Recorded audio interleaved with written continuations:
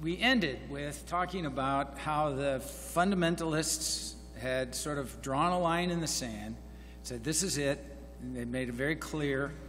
And in some respects, the moderns that actually accommodated them on that, because they just refused to sort of accept that they were going to give up the denominations or give up their influence. And we talked about how the Scopes trial sort of was the final dividing line, and the fundamentalists then said, okay, that's it. We're not going to try anymore. So that was the late 20s, the late 1920s, and the fundamentalists decided that they had basically lost the denominations, and there were the stay-inners, remember, that just said, okay, we lost, we're going to stay in. There's those that went on and basically start doing their own thing, different denominations, and again, hold on to that, because that's the holiness and Pentecostal people. We'll bring them back in again later. And then there's the separators, the one that said we're going to start over, separation. So let me talk about what fundamentalists did. They had a number of strategies that they pursued after that.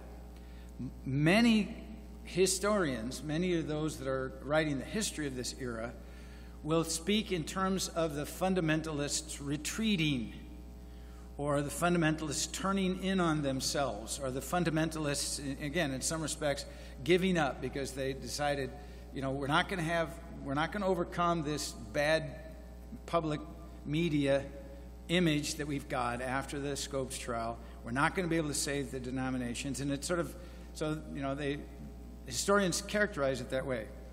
I want to characterize it very differently.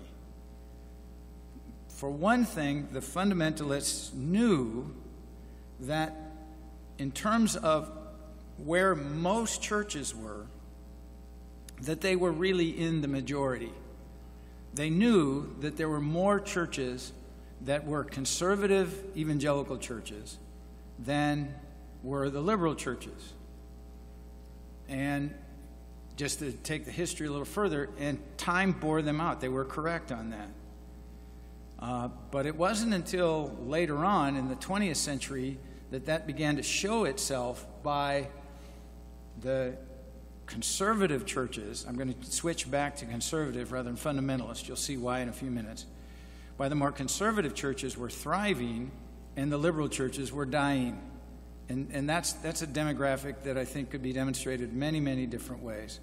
The liberal churches that basically won over the denominations, they wanted to go in a particular direction. But there were a lot of these more conservative churches, Bible-believing churches, basically, and they were thriving, but they weren't thriving in the areas where the liberals were thriving.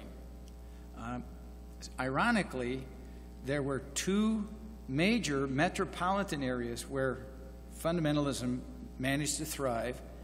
One was Los Angeles, of all places, and the other one was Chicago. And I'll come back and talk about those again. The fundamentalists knew that they had more people on their side, religiously speaking. The culture was gone. But in terms of, the people who were church-going people or whatever, they knew that they just had to find some way to sort of consolidate and keep doing what they were doing. So again, were they gone? Did they withdraw? Did they fade away? Did they turn in? I think that's a false kind of historiography, a telling of the story. So where did fundamentalism go? Well, let's talk about some of the ways that fundamentalism actually was thriving. Now I'm talking about the 1930s, and surprisingly, of course, 1930s, after 1929, the whole country's in a Great Depression, and you would think, okay, a marginal religious group is not only going to be more difficult, a difficult time financially, because everybody's having that difficult time, but they seem to have lost what today we would call the culture war. They lost it. They did not win. They were culturally marginalized. They were denominationally separated. So what did they do? Well, for one thing, they started creating alternative agencies to the kinds of things the liberals were doing. And I'll talk again about J. Gresham Machen and what he did. I remember I mentioned that the modernists sent their missionaries out, and I mentioned the name of Pearl S. Buck this morning. And what Machen did was he started a conservative version of missions, in which they would just send out their own missionaries. They wouldn't be through the denominational structures, but they would just go ahead and they'd create a mission agency that then would send out missionaries that would be true to biblical principles and true to biblical doctrine. And a number of other denominations started that as well. The fellowship of churches that I was a part of when I was first came to Christ had a very similar sort of experience. They were members of a larger group. This was the Brethren Church, and the group that came out from that were the Grace Brethren. You might have heard of some Grace Brethren here in Southern California. And the Grace Brethren started their own mission agency. It was the first thing they did. They didn't start a denomination. They just had a fellowship. It never did become a full-fledged denomination. But the first thing they did was reorganize their own mission agency. And if you, in Winona Lake, Indiana, which is the headquarters of where the Grace Brethren are, you can go to a tree outside what's the Billy Sunday Tavern, or where it was, it's not there anymore, where they said they came out of the National Summertime Convention and started the Grace Brethren mission agency under a tree right there. And there's a plaque right there. If the tree's still there, I'm not sure. But that's what they did. They started other sort of organizations. They took the Bible colleges. That was another thing. The Moody Bible Institute was there, started in 1886, but it actually started coming into its own as a fundamentalist school in the 1930s. And it was one of a number of then Bible colleges that were started, or other Bible colleges that were already in existence, that then very conscientiously started to say, we're going to train people in a certain way. And again, the strength they discovered of these organizations, the mission organizations, the Bible colleges, and eventually, and I'll get to it, the seminaries that they started, were that they weren't tied denominationally. So by starting these kinds of institutions apart from the denominations, what they didn't intend, what they didn't realize is that they were no longer tied to denominational politics. Remember before, people just couldn't imagine themselves not being, having Baptist convictions, but not being a part of the Baptist denomination, or being Presbyterian in convictions, but not being a part of the Presbyterian denomination. But then when they started these organizations apart from the denominations, they said, wow, we got more power in terms of making sure that this organization stays true to the convictions that we have in terms of Bible convictions. We can set up a board of people that will review the missionaries before we send them out, and therefore we can always be sure that as long as that board is constituted with the right, with people that are right-thinking, Bible-believing, then we won't have to worry about the denomination cutting off our funds or anything like that. We'll run it that way. The same with the Bible colleges. The Moody Bible Institute, where I was at for many years, was a school that, and they still don't, they don't charge tuition for their students. By the way, they charge a lot of other fees too, because I did get paid while I was there. But nevertheless, that way they just have donations coming in. And another thing is, again, they were never denominational, but they realized there's a strength in being non-denominational or not tied to the denomination. That led to, I'll talk about a couple of other things. That led to other mission agencies being started, the faith mission agencies. So you had things like Slavic Gospel Association and Wycliffe Bible Translators, and these were independent, missions-minded agencies that, again, were not denominationally tied, but they got the income coming from people that were Bible-believing Christians. And there were a number of these. The CIM, Central, what is it? I'm blanking now. It was the one that started by C.I. Schofield of missions to Central America and Central American countries and others. And then a little later on, it's not quite in the same time period, but a little later on, others started following in that same pattern. publishing houses started. Again, the Moody Cole Portage Society, as I was talking about this morning, sort of became Moody Press, and other publishing houses began. Typically, and what was interesting is that another of them that started in Grand Rapids, Michigan. I don't know what was in the water in Grand Rapids, Michigan, but the number of publishing houses that maybe if you look at the books, William B. Erdman's started there, Zondervan started there, Baker Bookhouse started there, Kriegel Publications started basically in the same area. And the fundamentalists, or now conservative Christians, realized that there was a great deal of power in not using the denominational publishing houses, but they could start their own publishing houses. And they started producing books in a number of different places, or that reached out to a number of different places like that. And let's see, I'm going to make sure I've got things on both. Let me talk a little bit more about I already mentioned the publications houses, but periodicals were started. That's another thing. Now, Christians had always done this. It's going back to the 18th century. They discovered the power of the mass press, that they could put out these little news sheets and things like that. But the King's Business that was put out by Biola was very powerful. That's probably what put Biola on the map nationwide, was that they printed these periodicals, and they went everywhere all over the country. So it sort of made it into something that was more than just local. The Moody Monthly, which was a magazine that had been in different names before it became Moody Monthly, but it became a very well-known, again, went nationwide. So some of these magazines and printed materials went all over the place. The most popular of all was the Sunday School Times, published by Charles G. Trunbull. And it was something, again, that realized the power. I guess I should mention that it was the power of mass mailing. So you could mail these things out. Maybe they learned this from mailing the fundamentals everywhere, but they had these things.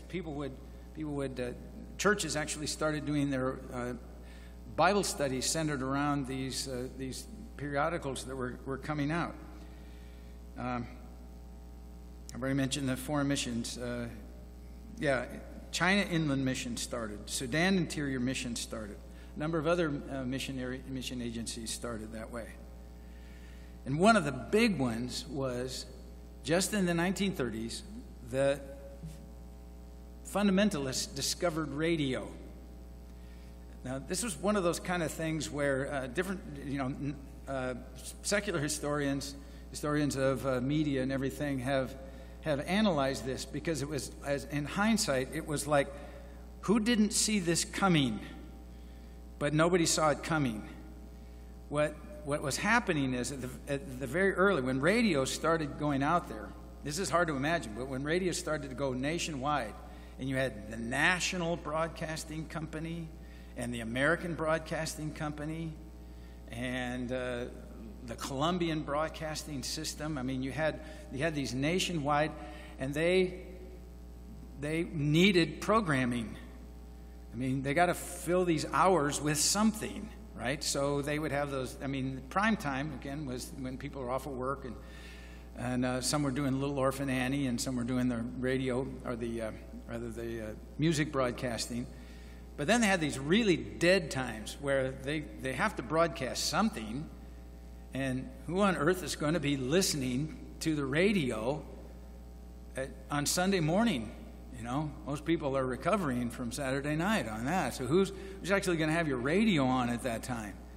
And it was the fundamentalists discovered, hey, here we are, we'll broadcast things for you. And so they started picking up on that. And then the fundamentalists said, we don't need those big companies, we'll start doing this on our own. So they began to do radio shows that reached an incredible number of people. Again, at times when most other shows didn't want to be on because, they wouldn't be, advertisers wouldn't be interested. But radio preachers and radio evangelists and radio Christian radio programs, they created their own audience. So some of the biggest names, now the first name on my list here is one you might not know. This comes from being in Chicago. But there was a fellow named Paul Rader. And Paul Rader in Chicago had the Chicago Gospel Tabernacle. But it was, he did the National Radio Chapel was the name of his radio show. This was in the day when you had stations could have like 50,000 watt. That was the high, 50,000 watt. A 50,000 watt station can cover a large section of the country.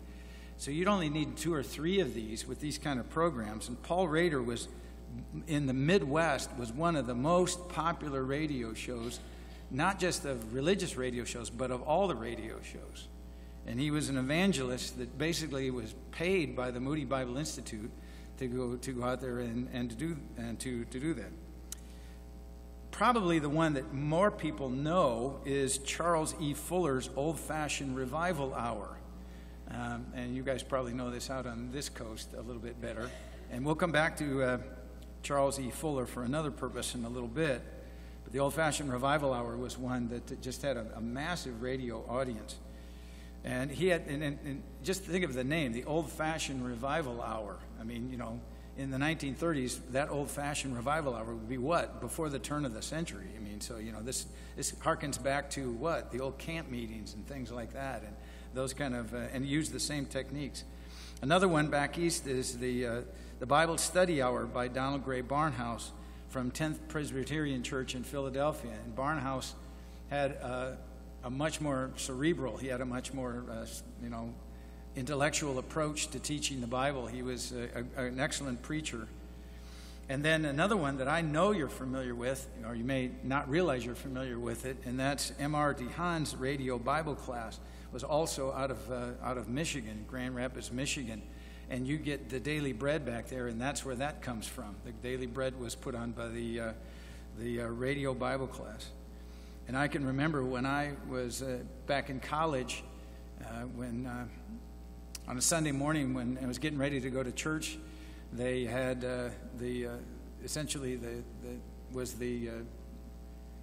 what was it? The Discovery Singers, the Discovery Show. I can't remember now. The Discovery Singers were the ones that I think of. We would watch that every morning. And then it'd have a guy do 15 minutes. So 15 minutes of them singing very pastel songs, and they're standing there, with orchestra in the background, and all the kids are in suits. There's not a drum set to be found. There's no electric guitars. They're all very clean-cut looking people. And then they'd have somebody do a 15-minute Bible lesson. And then you'd realize that the 15-minute Bible lesson is now 4 of the days in the Daily Bread. It's like, hey, I heard this before. Oh, yeah, it's the same sort of thing. But all of these, these radios. Now, again, radio was a relatively new technology. It was, again, a no-brainer. Why weren't more people thinking about this? Well, because, again, when it started, not everybody had radios. And then suddenly the radios took off, and more people had radios. Radios didn't have the negative associations as a mass media that maybe movies had. Of course, there was no television at the time. So it was safe for Christians to listen to the radio, because the images coming across on the radio were always clean. Think about it. They were associated, again, you can hear the titles, the Gospel Tabernacle, where Paul Rader preached from, the Old-Fashioned Revival Hour. They evoked memories of the time before the fundamentalists lost. And so it was sort of like, yeah, we're gonna go back to that. And it did something. This goes back to the question of ecumenism. It did something that, again, it wasn't foreseen at the time, but everybody in a wide geographical area and sometimes across the nation, the believers, the fundamentalists, were all listening to the same show. Just as an example, this is a little off topic, but when I was a kid growing up, I tell my sons there were 3 stations on television, 3 in the area that I was at. The ABC affiliate, NBC affiliate, CBS affiliate. And I remember getting up early on a Saturday morning to watch cartoons before the broadcasting day started. You know, this is like, what do you mean before that? Yeah, before anybody was broadcasting. You turn the TV on. How many of you remember this? And the test pattern would come up, okay? And the Indian head would be there, and you're going, what does that got to do with television? I have no idea. But nevertheless, you'd watch that for a little while. And then finally, the national anthem would come on, and then you'd watch television, and then you'd watch it all day long until midnight. And then what would happen is that they'd play the national anthem, and then the test pattern would come back on. And you would sit there and watch it until you were sure that they hadn't made a mistake, that this was all over. And there were only 3 stations, and so that was pretty much it. And but back in that day, just to take another example that's been on our minds lately, on Saturday, or on Sunday night, every kid I knew was watching Wonderful World of Color every single night. I mean, when you're a 6-year-old back in Iowa watching Walt Disney show the diagram of Disneyland, you're just going to think, just those kids in California are just so stinking lucky. I mean, Disneyland was just so far away. It was Neverland to us. I'm never going to go there, and I'm never going to get to see that. And now my wife and I go regularly. I know, we're almost 70 years old, and I'm getting on Peter Pan, and I don't care who sees it, because I'm living the dream.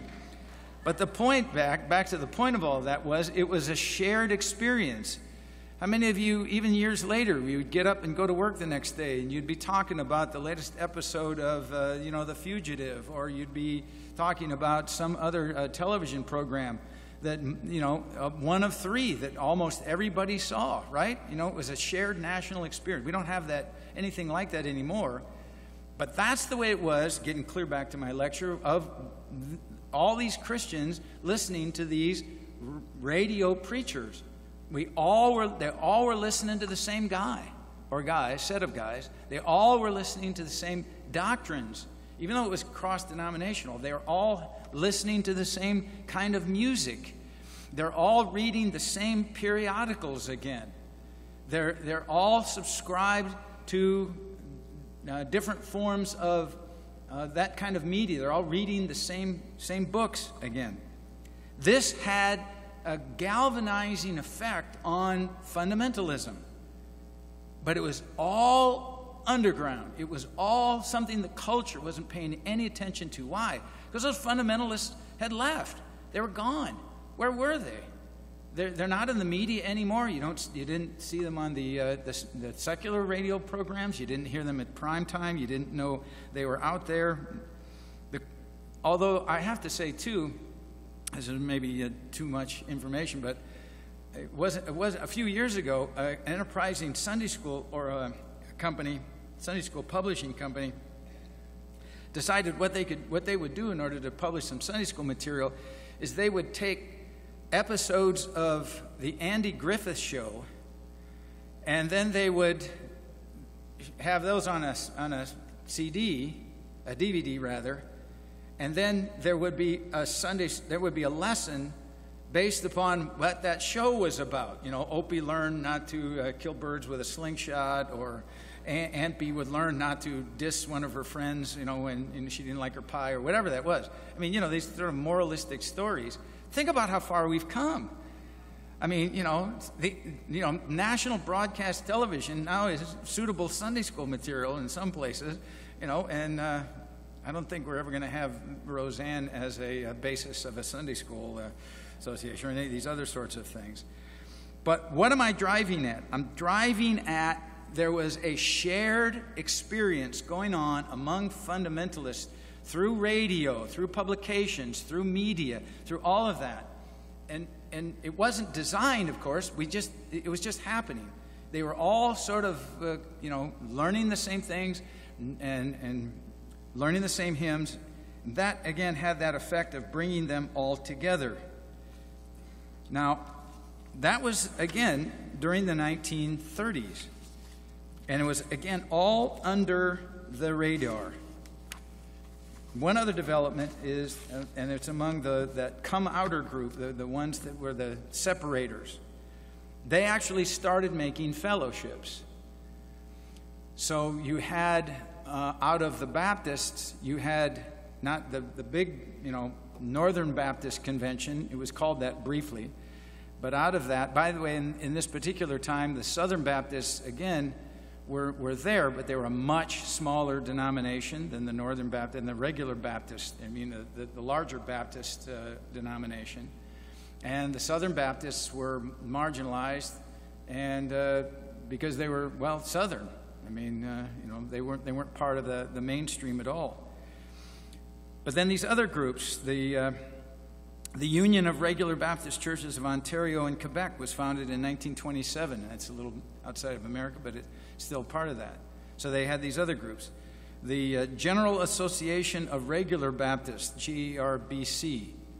I could start asking if anybody has heard of these or if anybody had been a member of these. The GRBC, they're very, back in the Midwest. It's kind of a Midwestern thing. I've got a number of friends there. The Independent Fundamental Churches of America, of all things. The IFCA, which stands for I Fight Christians Always. This was, another strain of fundamentalism I'll mention in a moment. On the Presbyterian side, the Orthodox Presbyterian Church was founded, again by Machen in 1936. This was sort of like an in-your-face. We're the Orthodox Presbyterian Church. Okay, what does that mean if you're not part of us? Unorthodox. It was pretty obvious. The Bible Presbyterian Church was founded in 1937. And again, I've already mentioned the National Fellowship of Grace Brethren Churches was founded. These come-outer sects, these fellowship groups, and again, the group that I was in, the Grace Brethren and some of the others, we are not a denomination. You see, they'd learned their lesson. We are not a denomination, which I've always said, which was a denomination of sorts anyway, but, sort of like methinks thou doth protest too much, okay? We're not a denomination, but we have we have the hierarchy of a denomination, we have the National Convention like a denomination, we have a statement of faith like a denomination. It quacked like a duck, but we are guaranteed we're not a duck, whatever. But the point is these groups, again, well below the radar of what anybody else was watching at. These groups were just, a bunch of, again, backwoods, anti-intellectual, unsophisticated fundamentalists. And what are they doing? Well, they're out there starting Bible colleges and mission agencies and publishing houses and things like that, well under the radar of what anybody else was doing. And I dare say that just about everybody that I'm looking at here, even the younger ones, but some of you older ones, you are the direct impact of all of that. That had a greater impact on you than you probably realize in terms of formulating your understanding and the kinds of fellowship that you would have. Then that morphed into something a little bit more sophisticated. And now I need to talk about the seminaries. Remember I told you that on the sort of East Coast side of things, Harvard went south, Yale went south, then it went down to Princeton went south. And then on the wider scale, the Baptist seminaries, they went more liberal. What happened in response was there were a number of evangelical seminaries that were started. And I'll start with just a quick review of some of these. And some of these I'm sure you will remember. In fact, our conversation at the table, we were talking, and one of our table mates recalled that they were in a church and their pastor had been from Dallas Theological Seminary. Now, Dallas Theological Seminary, again, for some of you older ones in the evangelical movement, has this sort of, in some circles, panache. This was Dallas, okay? Dallas was a big D. They actually rose to prominence at the time, both when Dallas was on television and the Cowboys were America's team, and Dallas really had a lot of cachet apart from even just the seminary. The seminary had actually been founded in 1926, but that was when Dallas was really, truly just a cow town, by Louis Berry Chafer, Chafer. And Chafer, the first president of Dallas Seminary, basically just saw it. He was more of an evangelist, and he started the seminary basically, again, because somebody said, hey, we need to start a seminary. Would you want to do that? And he was tired of being a traveling evangelist, so he did. He was succeeded by another, his second in command, John F. Walvoord, W-A-L-V-O-O-R-D.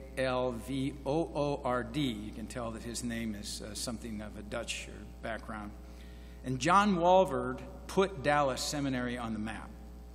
It was John Walvoord's vision that took Dallas Seminary and made it into the powerhouse it was. In fact, in the 1950s and in the 60s, Dallas, as far as evangelicalism, Dallas was decidedly dispensational at the time as well, still is in name, but Dallas was the hub of almost an unofficial federation of not just churches, but other Bible colleges and even other seminaries. The seminary that I went to, Grace Theological Seminary, I've always said was a Dallas wannabe. Most of our professors either had gone right there to Grace or had come from Dallas. And by the way, there are a number of other seminaries like that. Western Seminary, Denver Seminary had started out that way. To a degree, even Talbot Seminary, which is the seminary attached to Biola, was started by Charles Feinberg, who had been at Dallas for many years, and he was brought over to Biola. And Charles Feinberg was then the dean there, but acting really more like the president there. And his two sons, Paul Feinberg and John Feinberg, were my professors at Trinity, Trinity Evangelical Divinity School, when I went there to study for my doctorate. So Dallas had this outsized effect. I mean, it was just all the fellows that I knew in college that wanted to go study at seminary, it was always Dallas. They wanted to, Dallas was the place that they were going to go. And we had some of our professors at our school, like I say, that they either came from Dallas or they ended up going to Dallas in order to teach, because that was the most important thing. Dallas became a place that emphasized, as I've already said, dispensationalism, but Dallas was a place that began to see, ahead of time, was John Walvoord and Charles Ryrie and some of the other faculty there began to see that the next battle was going to be over the Bible. Don't forget biblicism in this now. They said where we have to start dealing with both more liberal elements, not liberal, that's the wrong word, less conservative elements within evangelicalism, it's going to be over the subject of inerrancy. So they started thinking about that very early on and started writing on that. Their journal publication was Bibliotheca Sacra. Sorry, messed up that. But it was a journal article, very scholarly. This took the fundamentals that I mentioned earlier up to the next level of scholarship. Again, this is all under the radar. I mean, nobody, the reason the fundamentalists were marginalized because they were anti-intellectual. Now what are they doing? They're founding seminaries. They're writing theological journals. They're writing books on theological subjects and other subjects, even more deeply. And then that's going to continue on. The other side of evangelicalism then, that's like one side. The other side of evangelicalism was what J. Gresham Machen did. He left Princeton and he founded Westminster Theological Seminary, founded in 1929 in Philadelphia. And he goes there with a group of people other men that he brought from Princeton with him to start this seminary. So to sort of began the Orthodox Presbyterian Church and the mission agency that was, again, more conservative. And the names that come out of that school are just like powerhouses theologically. You probably don't recognize them, but Aaron will.